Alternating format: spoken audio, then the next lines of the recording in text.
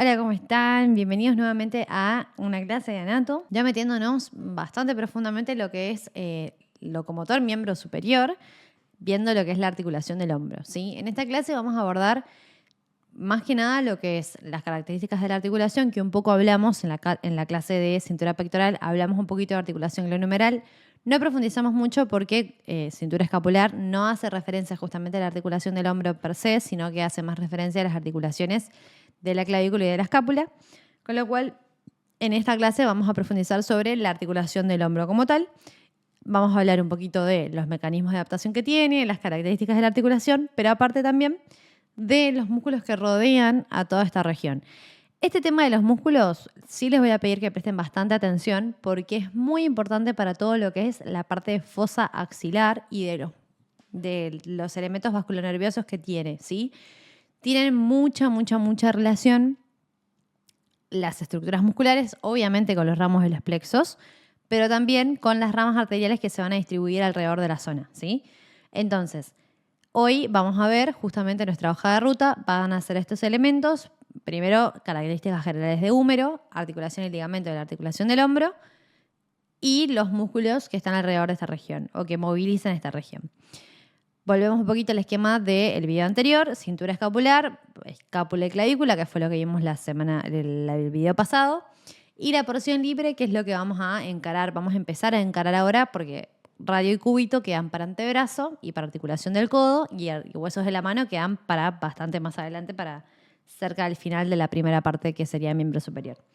Entonces, para arrancar, pequeño disclaimer, es que no se vuelvan locos con los huesos. ¿Por qué? Porque en los libros van a encontrar descritos un montón de accidentes que muchas veces no se pueden ver en el hueso seco, ¿sí? Como por ejemplo, lo que son las inserciones de muchos de los músculos, hay algunos que no se pueden realmente detectar dónde está precisamente el punto de inserción del músculo en cuestión, porque en el hueso seco esas superficies se dañan, sufren, digamos, estrés, sufren un montón de cosas que hacen que queden más lisas, no queden capas tan irregulares como supieron ser en el hueso en vivo. Con lo cual, no se vuelvan locos aprendiéndose la línea de la línea, la rama de... Tranquilos, ¿sí? Aprendan los accidentes más grandes y más importantes, que esos los van a poder ver en prácticamente cualquier hueso, y aprendan a diferenciar más o menos dónde se insertan los músculos. Pero ¿por qué esto de en qué cara o en qué parte se insertan los músculos? Más que nada por una cuestión de justificar la biomecánica, ¿sí? Si un hueso se inserta en cara anterior, un músculo, perdón, se inserta en la cara anterior de un hueso, y bueno, la fuerza que aplique ese músculo va a estar determinada, el movimiento, en dónde se está insertando. Si se inserta en la cara posterior, el movimiento va a ser distinto. Si se inserta en la cara lateral, el movimiento va a ser distinto. Entonces, más que nada por esa cuestión. Pero no hace falta que se sepan de memoria en la superficie del hueso dónde y cómo se inserta cada cosa, porque la realidad es que es algo que se aprecia muy poco. Entonces, volviendo al tema, fíjense que vamos a tener la imagen del atlas y la imagen de un preparado cadavérico. Entonces, partiendo de la base, si yo agarro al húmero y lo miro, en este caso, a diferencia de lo que pasa con la clavícula, no hay trampa. Es un hueso largo, ¿sí? Yo voy a tener una epífisis, dos epífisis, una proximal y una distal. En el medio, todo lo que es la diáfisis, ¿sí? Que sería el cuerpo del húmero. Y fíjense que en las epífisis yo tengo las superficies articulares. Esta es la superficie articular distal. Y esta, que está bien lisa, bien prolijita, es la superficie articular proximal, ¿sí? Que va a estar en relación con la escápula. En el cuerpo, fíjense que yo tengo un montón de esto que decíamos, rugosidades, como digamos de desprolijidades, si se quiere, o irregularidades sobre la superficie del hueso, que no es francamente liso como si lo hubieran lijado, sino que tiene sus rugosidades, sus particularidades. Y otra cosa que les quiero destacar, fíjense cómo se ve en el hueso en vivo, o sea, el hueso real, el hueso cadavérico, las superficies articulares, ¿sí? Que no tienen cartílago, porque esta superficie es un hueso seco, no tiene cartílago, no tiene partes blandas. Pero se nota la diferencia en la superficie entre dónde hay una superficie articular y dónde no. Bien, entonces, hueso largo va a tener estas partes, va a tener en las extremidades hueso trabecular, pero en la diáfisis va a tener solamente hueso compacto con apenas un poco de hueso trabecular en el centro. Y fíjense que si yo voy desde proximal hacia distal, dijimos la epífisis proximal con la cabeza del húmero, ¿sí? que es justamente estas 3/4 de esfera que van a estar conformando la superficie articular con la cavidad glenoidea. Y voy a tener acá lo que son justamente los tubérculos, mayor y menor, ¿sí? Fíjense que son bien como si fueran dos puntitas que sobresalen, dos puntitas redonditas bien marcadas, ¿sí? Una más grande que la otra, por eso es el tubérculo mayor, que es este que está acá, que es más lateral, y el tubérculo menor, que es un poco más medial, ¿sí? Y fíjense que entre ambos queda esta línea bien dibujada acá, que es el surco intertubercular, ¿sí? Fíjense que si vamos a lo que es el hueso seco, yo veo acá lo que es la cabeza del húmero, estos 3/4 de esfera, tubérculo mayor, tubérculo menor, y esto que queda acá en el medio, el surco intertubercular, ¿sí? Que por ese surco va a pasar el tendón de la cabeza larga del bíceps, ¿sí? Y que en los ligamentos, en lo que hace, digamos, el ligamento ligamentoso, tiene cerrado por un ligamento así, que es el ligamento transverso. Bien. Y fíjense que en lo que es el cuerpo del húmero, cuando yo me voy a la parte más proximal, tiene más forma de cilindro, una superficie un poquito menos diferenciada. Y cuando me acerco a la base, a lo que sería el extremo, a la epífisis distal, fíjense que toma una forma mucho más triangular, con bordes mucho más definidos, ¿sí? Y me va a separar una cara medial de una cara lateral y una cara posterior, ¿sí? La cara medial y lateral son anteriores y la posterior, ¿sí? Entonces me queda anteromedial, anterolateral y posterior.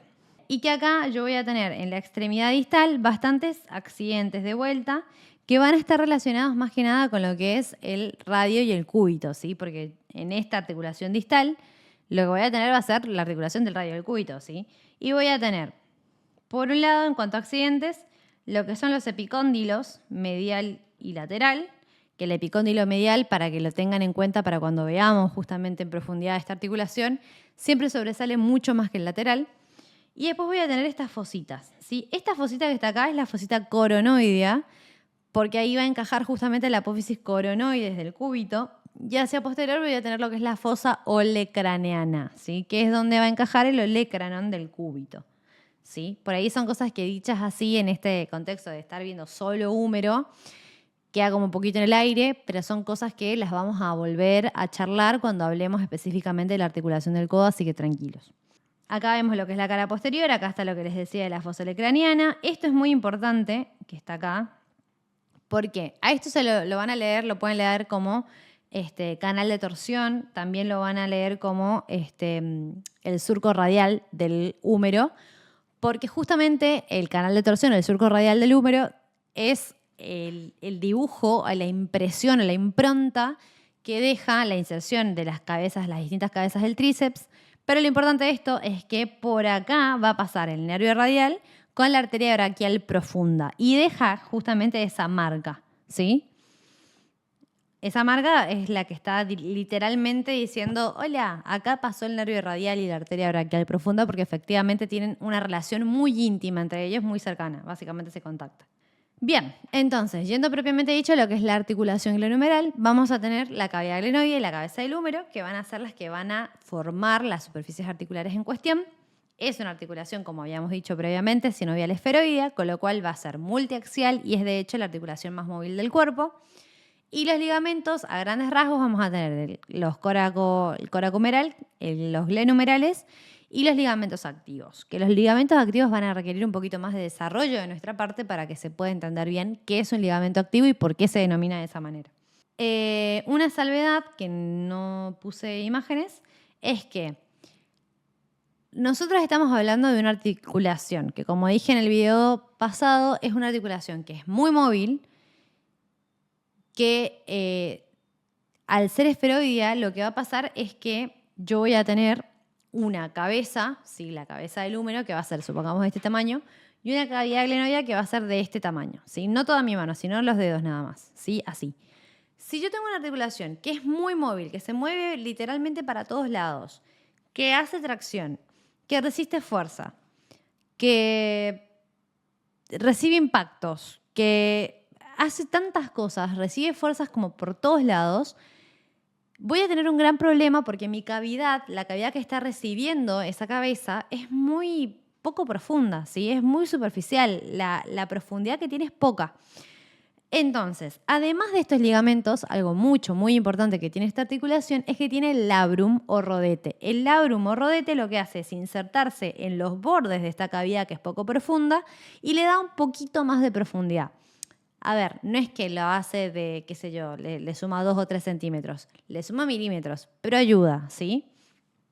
Y los ligamentos glenumerales muchas veces van a tener inserción, o sea, su inserción o su origen va a estar en íntima relación con este labrum, ¿sí?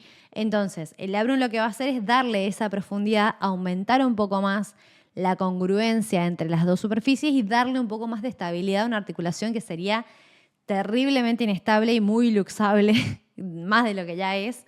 Entonces, esa particularidad es la que tiene el labrum, ¿sí? Ya después vamos a hacer un dibujito para que se entienda un poco mejor dónde se inserta, pero en los bordes de la cavidad glenoidea. Bien, entonces, para que se termine de entender lo del labrum, yo voy a tener el borde superior de la escápula, ¿sí? Que da la cavidad glenoidea y después lo que es el borde inferior y lateral. Esta es la cavidad glenoidea. La cabeza del húmero va a ser como de este tamaño, ¿sí? O sea, fíjense la diferencia. Está un poco grosero, pero es para que se entienda bien. Entonces, para mejorar la concavidad de esto, la profundidad de la cavidad glenoidea, el labrum va a venir a insertarse por el borde de la cavidad glenoidea. No por dentro, sino en el borde para hacerlo más profundo hacia afuera, ¿sí? Entonces, cuando yo agarre y yo haga, por ejemplo, un corte axial o un corte donde yo pueda ver el borde de la cavidad glenoidea, lo que yo voy a ver es el borde de la cavidad glenoidea así y el labrum que hace como esto. Voy a ver el borde de la cavidad glenoidea, que esto era rojo, borde de la cavidad glenoidea, y el labrum que hace esto, así. Entonces, cuando viene la cabeza del húmero a apoyarse, si bien la congruencia no va a ser excelente, porque sigue siendo muy grande la cabeza del húmero para esa cavidad, es mucho mejor de lo que era sin el labrum. Le da más estabilidad, le ayuda a reforzarse. Bien, entonces, volviendo un poquito a las articulaciones, vamos a tener clavícula, con lo cual esto va a ser superior, esto es inferior porque veo el cuerpo del húmero. Esto es lateral y esto es medial porque hacia acá vería el borde medial de la escápula y de este lado tengo justamente lo que sería el húmero. Entonces, vamos con los ligamentos que ya hemos hablado. Vamos a tener el ligamento conoideo, el ligamento trapezoideo, que forman parte de los ligamentos coracoclaviculares, ligamento transverso de la escápula, la articulación acromioclavicular y el ligamento coracoacromial, ¿sí? Eso es lo que nosotros habíamos visto a grandes rasgos y muy rapidito en la clase pasada, en el video pasado. Ahora bien, nosotros vamos a tener una salvedad que no dije del húmero, es que vamos a tener lo que es el cuello anatómico y el cuello quirúrgico, ¿sí? El cuello quirúrgico va a ser este que está acá. Y el cuello anatómico es este que está acá, ¿sí? Tengan en cuenta que cuello anatómico, cuando hablemos de cuello anatómico, vamos a estar hablando del punto de mayor estrechez de justamente el hueso o el elemento en cuestión, ¿sí? Entonces, en este caso, el punto de mayor estrechez va a ser ese. ¿Esto por qué es importante? Porque hay ligamentos que se van a estar insertando básicamente tanto en el cuello anatómico como en el cuello quirúrgico. Ok, entonces, una salvedad que quiero hacer, que no la aclaré cuando hablamos de lo que era el hueso, el húmero, es que vamos a tener dos cuellos, un cuello anatómico y un cuello quirúrgico. El cuello anatómico es este que va a pasar por acá, que básicamente es el que me va a marcar la diferencia entre la superficie articular y el resto del húmero que no es articular. Y después vamos a tener el cuello quirúrgico, que es esto que pasa por acá, que sería por el punto de menor diámetro o de estrechamiento del diámetro del húmero en cuestión. Esto es importante, ¿por qué? Porque van a haber ligamentos que van a tener inserciones en estos puntos, ¿sí? Entonces, habíamos mencionado a tres en el video pasado, que eran A4 sería en realidad el coracomeral y los glenumerales, que eran tres, superior, medio, inferior. Entonces, el coracomeral dijimos que era este, ¿sí? Que tenía una diferencia de grosor o de sombreado que se notaba que iba desde la apófisis coracoides hasta el húmero, ¿sí? Va hasta más o menos también parte de lo que sería el cuello anatómico, casi llegando hasta la base de lo que sería el tubérculo menor. Y después, más allá de este ligamento, vamos a tener los glenumerales que iban desde el cuello, desde el borde de la cavidad glenoidea, el labrum glenoideo, o sea, tienen inserción en lo que sería el labrum glenoideo hasta el húmero. Tenemos el superior, que es el que pasa por acá arriba, el medio, que es este que está acá, y el inferior, que es este, que cuenta con el reborde de lo que es el receso sinovial inferior, ¿sí? Entonces, el superior, desde el borde de la cavidad glenoidea, va hasta lo que sería parte del cuello anatómico, también lo que sería la base del tubérculo, parte de lo que sería cerca de la base del tubérculo menor, no llega hasta la base, pero también se relaciona con el tubérculo mayor. Después tenemos que el ligamento glenohumeral medio también va desde el borde de la cavidad glenoidea hasta sí se relaciona más íntimamente. Fíjense que el tubérculo menor vendría más o menos por acá y sí se va a insertar en el tubérculo menor.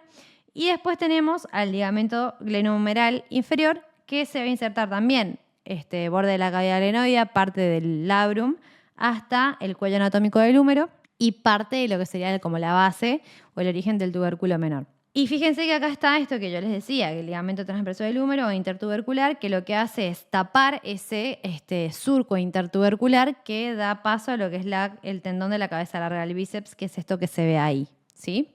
Entonces, nosotros habíamos dicho algo hace un ratito de ligamentos activos. Fíjense que si ustedes ven esta imagen, más allá de que, sí, empezamos con cosas estrictamente anatómicas, que sí, fíjense que la articulación está como tapada de músculos, ¿sí? Está muy rodeada por un montón de estructuras musculares. Estas estructuras musculares son algo bueno y son algo malo. O sea, son algo bueno porque de alguna forma van a ayudar a la articulación a protegerla, por decirlo de alguna manera. Y son algo malo porque le pueden imprimir movimientos que sean lesivos, o sea, que estén con mucha fuerza o etcétera. Cuando hablamos de ligamentos activos, hablamos de una serie de músculos que lo que hacen es, además de imprimirle movimientos a la articulación, es darle estabilidad o, mantener la articulación en su lugar. No permiten que la articulación del hombro se vaya para donde sea o se luxe, sino que lo que hacen es mantenerla en parámetros normales, vamos a decirlo así, ¿sí? Es un conjunto de 5 músculos que son profundos, que ahora los vamos a ir viendo cuando digamos, lleguemos al plano de estos músculos, les voy a marcar claramente cuáles son. Estos músculos lo que hacen es formar lo que se denomina el manguito rotador, ¿sí? Que como les digo, son músculos, no dejan de darle movimiento a la articulación, pero además de eso también cumplen este rol de estabilizarla. Cuando veamos los músculos vamos a seguir una lógica muy similar a la que seguimos en dorso, o sea, vamos a seguir un orden, ¿sí? Este orden siempre lo más recomendable va a ser que sea de superficial a profundo, ¿sí? ¿Por qué? Porque en el preparado también les va a tocar encararlo de una manera similar. Entonces, lo mejor que pueden hacer es ir viendo de qué forma pueden ustedes ubicarse lo más prolijamente posible para cuando lleguen al examen eso que practicaron les sea útil. Y la forma más apropiada en general va a ser esta, ir de lo más superficial a lo más profundo. Entonces, en este preparado lo que yo hice fue sacar la piel, saqué el tejido celular subcutáneo. Fíjense que no veo arterias ni nervios de gran calibre, lo único que veo es una vena de gran calibre que la vamos a trabajar bien cuando veamos axila, fosa axilar, pero para que sepan es la cefálica. Y lo que va a pasar es que yo voy a encontrar, cuando saque todo este material, fíjense que lo primero que llama la atención o que se ve diferente es esto, que esta es la clavícula, fíjense este musculito, que lo vimos en el trabajo práctico pasado, que ese es el trapecio. Fíjense que tiene una inserción tanto acromial como clavicular, que esto es lo que les decía en el video pasado con respecto a las inserciones de los músculos o la superficie rugosa de la clavícula, que da inserción a un montón de músculos. Fíjense que acá tenemos otros fascículos, que son, no puedo ver muy bien de dónde vienen, pero claramente algunos de esos tienen que ser del esternocleidomastoideo, sí. Entonces, vamos a poner lo que son los términos de situación. Lo más importante, esto es superior, porque veo la clavícula, esto va a ser inferior, fíjense que veo estructuras inferiores del tronco, veo parte del brazo acá, entonces esto es inferior, esto es medial, porque veo parte de estructuras mediales, el tórax, el esternón, y esto es lateral, y que si en todo caso no me ubico bien con las estructuras del tórax, puedo decir que esto es medial, porque esto va a ser lateral, esto que tengo de este lado, porque veo el miembro superior. Entonces, si veo el miembro superior, eso va a ser lateral. Y si eso es lateral, lo del otro lado es medial. De los músculos que voy a ver, van a ver como algunos que son como mis llamadores de atención, ¿sí?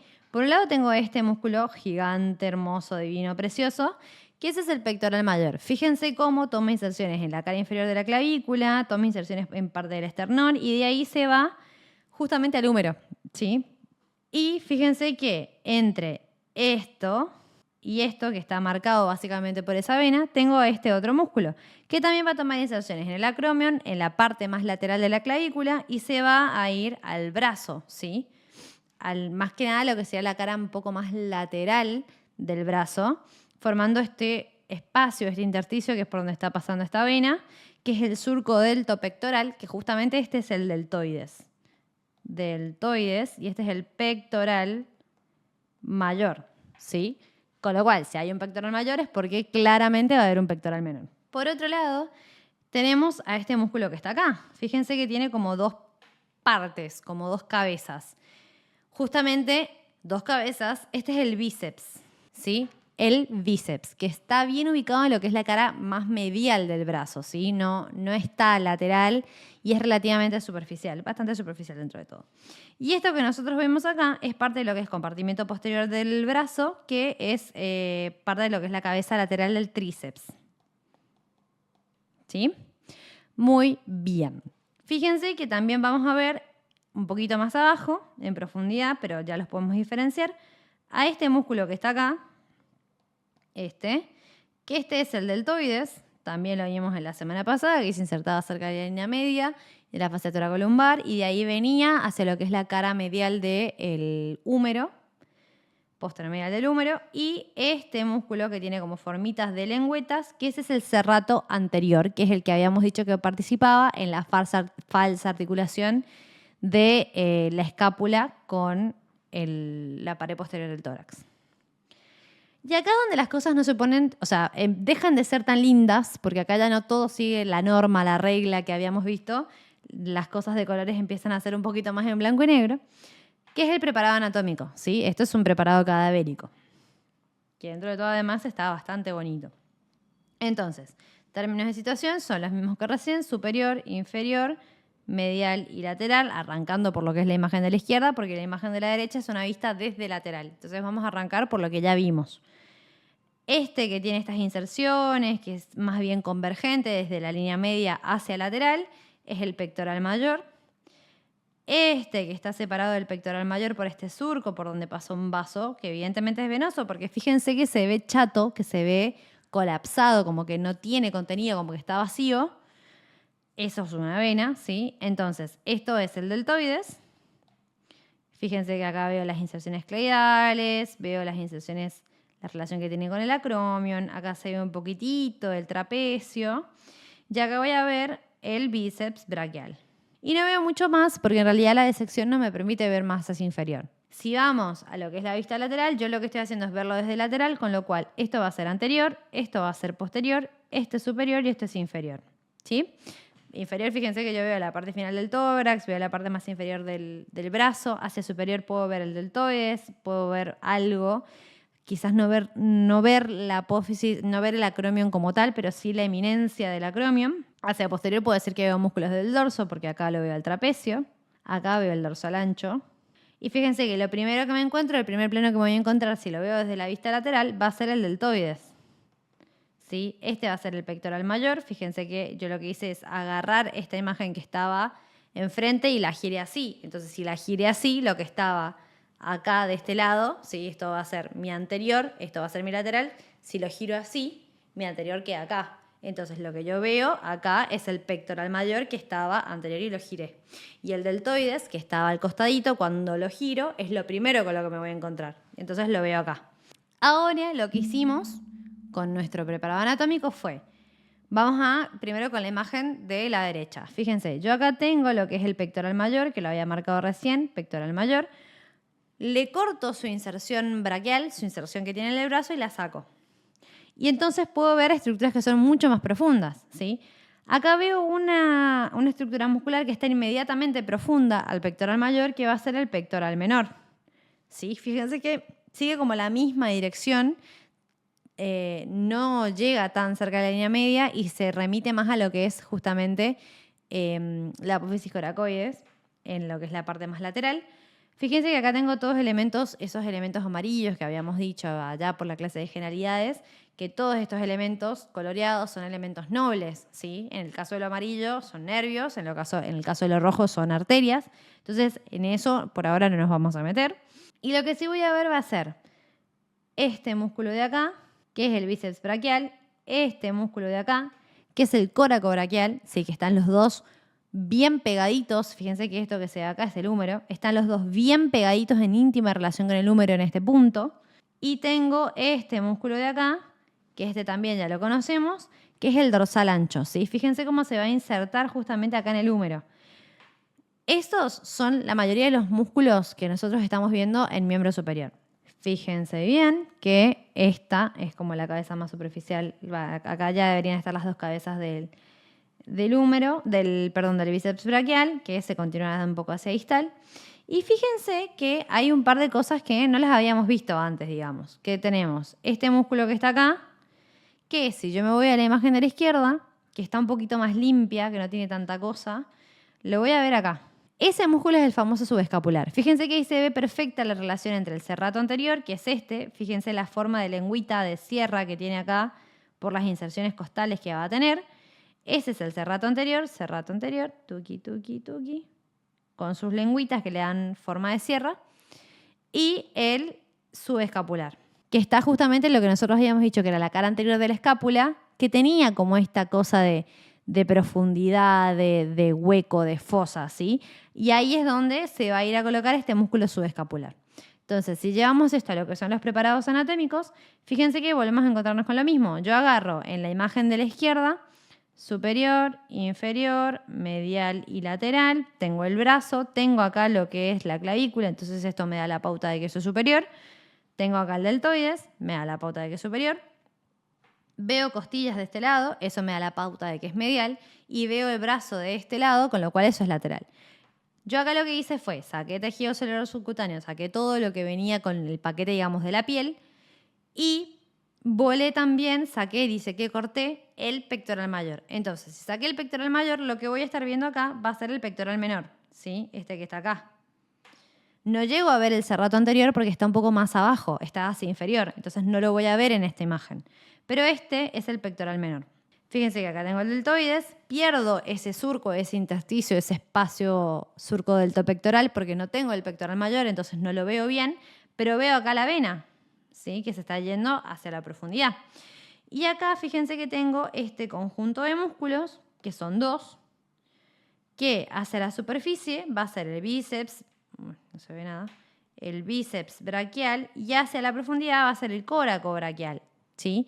¿Por qué? Porque los dos músculos, tanto el bíceps braquial como el coracobraquial, tienen una parte que se origina de ahí, que ese es el acromion, ¿sí? Que tanto habíamos dicho nosotros que da origen a ligamentos. Entonces, coracobraquial, justamente porque va a tener su origen en la apófisis coracoides y de ahí va a descender para insertarse o perderse, digamos así, su inserción en el húmero, ¿sí? Braquial, de brazo.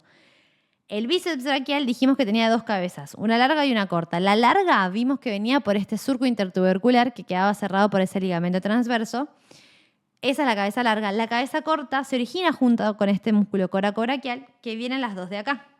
Entonces, el bíceps braquial cuando va descendiendo a lo largo del brazo se junta esta cabeza larga que viene acá, bien en relación más cercana con el deltoides porque viene más hacia el lateral, y con esta cabeza corta que viene desde la apófisis coracoides que es más medial. Y acá distal se juntan. Vamos a ver si se ve un poquito mejor en esta. Bueno, en ese que está ahí ya está en realidad junto el bíceps braquial, están las dos cabezas mezcladas. El coracobraquial es un músculo que es bastante profundo, ¿sí? No se puede ver desde la superficie. Tengo que rebatir bien el bíceps braquial para poder verlo. Es un músculo que es bastante profundo en lo que es el compartimiento anterior del brazo. Igualmente, para que se entienda, estos músculos los estamos hablando ahora y así porque van a formar parte de lo que es la fosa axilar, que sería lo que viene después de este video. Bien, y fíjense que si yo me voy más a la profundidad y sigo sacando estructuras, saco el pectoral menor, me voy a encontrar con la imagen que está hacia la derecha, que en términos de situación es exactamente lo mismo que la anterior. O sea, esto va a ser superior, esto va a ser inferior, esto es medial y esto es lateral. Fíjense que yo acá tengo todo lo que es la caja torácica, o sea, tengo todas las estructuras que son propias de la línea media. Y dentro de estas estructuras que yo puedo marcar acá, fíjense que yo voy a ver esto que está acá es la escápula, ¿sí? Este es el borde lateral e inferior y este es el borde superior. Entonces, si esto es la escápula, esta es la cara anterior de la escápula, este músculo que está acá, en la profundidad, es el subescapular, ¿sí? Y yo voy a tener el subescapular ahí y de este lado, bien pegado a la pared, tengo que tener el serrato anterior, que no se ve con claridad las inserciones aserradas del serrato anterior. Acá yo voy a tener a lo que es el apófisis coracoides y fíjense que acá salen los músculos, salen estos músculos. Eso es lo que se conoce como coracobíceps, por esto que les comentaba recién, porque la cabeza corta del bíceps braquial y el músculo coracoraquial toman origen en ese lugar específicamente, ¿sí? En la apófisis coracoides. De ahí descienden y toman su relación con el húmero, que es donde van a insertarse finalmente, ¿sí? Y hacia acá, hacia lateral, debería encontrar el deltoides, pero acá lo rebatieron, lo sacaron porque es un músculo muy grande y es superficial. Entonces, no lo voy a... Si quiero ver las estructuras profundas, lo tengo que sacar.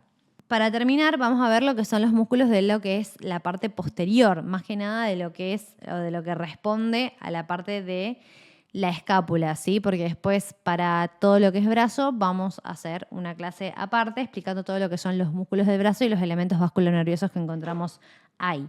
Entonces, si vamos a los elementos, fíjense que yo tengo la escápula acá con su típica forma triangular, con lo cual esto va a ser mi borde medial, siguiendo, fíjense la imagen del atlas, que es exactamente lo mismo, lo único que en la imagen de preparado es como que yo saqué aisladamente la escápula y agarré la escápula con los músculos que están en la escápula y algunos músculos que están en el húmero y los saqué separados, pero es lo mismo. Entonces, medial, lateral, inferior y superior. Fíjense que lateral puedo justificarlo perfectamente porque se ve clarito el húmero. Entonces, si vamos a la imagen de atlas, que tiene los mismos términos de situación, yo veo acá la espina de la escápula que se continúa con el acromion. Si lo busco, a esto veo hasta acá. Y llega hasta acá porque acá lo cortaron, ¿sí? Justamente para que se puedan ver bien los músculos. Cortaron lo que sería la parte del acromion. Y veo lo que es el borde medial que ya lo habíamos marcado. Entonces, si yo marco la espina de la escápula, lo que está por arriba de la espina de la escápula corresponde a la fosa supraespinosa. Entonces, si estoy en la fosa supraespinosa, este músculo que está acá, que yo veo acá, es el músculo supraespinoso, ¿sí? Por arriba de la espina de la escápula, supraespinoso. Por abajo de la espina de la escápula, yo me voy a encontrar con este otro músculo, que está por abajo de la espina de la escápula. Entonces es el infraespinoso. Yo les había dicho hace un rato que había una serie de músculos que lo que van a hacer es conformar lo que es el manguito rotador. Bueno, supraespinoso, infraespinoso forman parte del manguito rotador. Y otro que también forma parte del manguito rotador, que lo marcamos recién, es el subescapular. Y el que me estaría faltando, porque creo que dije que eran 5, en realidad son 4, es este que está acá, que es algo distinto a este. Y este son dos músculos diferentes. Este es el redondo menor y este es el redondo mayor. Sí, que acá lo que pasa es que no está como muy disecado el redondo mayor. Que si vamos a la imagen del atlas, del atlas de dibujo, este es el redondo menor y este es el redondo mayor. El redondo mayor va a estar insertado un poco más inferior y medial que el redondo menor. Y fíjense que el redondo menor termina bien en lo que sería como la cabeza del húmero, ¿sí? Bien cerquita de los tubérculos, bien íntimo con los tubérculos. El resto de los músculos también termina bien cerquita de lo que sería el cuello anatómico del húmero. Entonces, estos músculos lo que hacen, además de imprimir los movimientos, porque son movilizadores, son muy importantes movilizadores de la articulación, le dan estabilidad. O sea, esto hacen que estos músculos hacen como que la cabeza del húmero se mantenga constantemente, como digamos, pegada a la cavidad glenoidea, ¿sí? Y por acá abajo vamos a tener al tríceps, ¿sí? Vemos dos cabezas nada más del tríceps, porque lo que sería la cabeza más profunda del tríceps está un poquito más abajo y no se puede ver bien. Esta es la cabeza medial y esta sería parte de la cabeza lateral. ¿Sí? Que si se fijan en la imagen del atlas, acá vamos a tener la cabeza medial y esta es la cabeza lateral, ¿sí? La cabeza más profunda, que sería la cabeza media, está más abajo, ¿sí? Con lo cual no la podemos ver en esta imagen. Está un poquito más abajo. Muy bien, entonces, cosas importantes de esta clase que no se tienen que olvidar. Los ligamentos ¿sí? Que son aquellos que van a justamente darle a esta unión y esta estabilidad, que tiene el labrum, o sea, que tiene mecanismo de adaptación, que según ciertos autores la puede hacer una articulación compleja, que además de los ligamentos o de estructuras ligamentosas que se conocen típicamente como ligamentos pasivos, también vamos a tener los ligamentos activos, que son estos 4 músculos que dijimos, que son supraespinoso, subescapular, infraespinoso y el redondo menor, y que todos los músculos que están alrededor de la articulación de alguna u otra manera le imprimen movimientos. Es una articulación que es bastante inestable, es multiaxial, es esferoidea y está uniendo al tórax, esta articulación, la articulación del hombro, une el miembro superior al tórax. Entonces, es súper importante porque es la que le da esta conexión al esqueleto axial y apendicular, ¿sí? Muy bien. Hasta acá vimos todo lo que es la parte muscular y articular. Faltan muchos músculos porque no vimos lo que es brazo de por sí mismo, sino que vimos más que nada lo que es hombro. A esto le vamos a sumar en las próximas clases lo que es la topografía, que vendría a ser lo que es fosa axilar, y todo lo que es la parte vasculonerviosa, que es la que le da la funcionalidad a estas estructuras, ¿sí? O sea, nosotros vimos ahora estructuras sueltas, pero ahora tenemos que sumarle el detalle, no tan detalle, de qué son esos elementos que aseguran que estas estructuras funcionen. Que ahí es donde entran justamente las arterias, las venas y los nervios. Que lo vamos a ver ahora cuando veamos fosa axilar.